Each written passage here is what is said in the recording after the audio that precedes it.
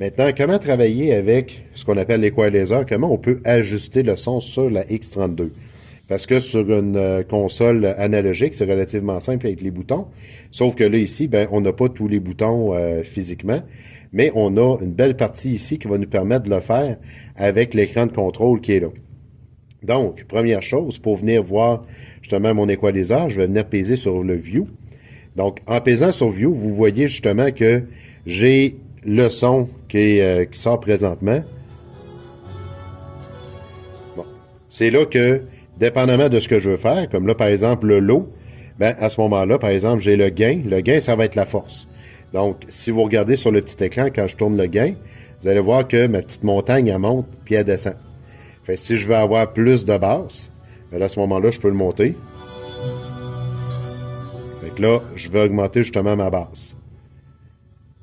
Et si des fois, par exemple, les highs, donc là, les highs, ça va être justement les valeurs un petit peu plus hautes.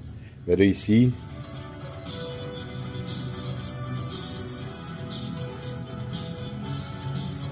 donc là, on s'est mis à entendre un petit peu plus les cymbales, là, en le montant comme ça.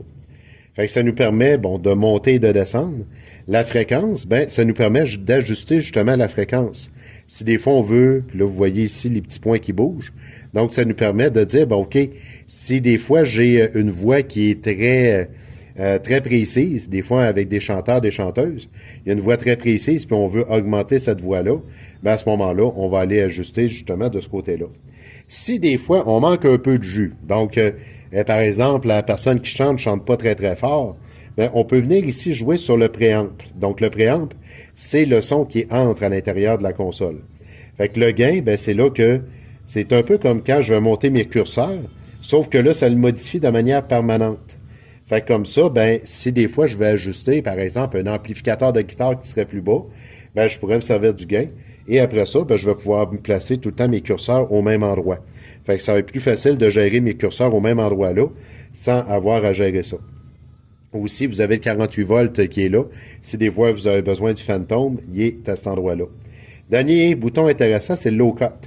Le low cut, c'est pour couper tout ce qui est grondement. Par exemple, vous avez un conférencier qui vient parler, ça va faire vibrer les murs de la salle et tout ça. Ben, en mettant le low cut, ça va faire en sorte, si je viens peser ça comme ça ici, ça va...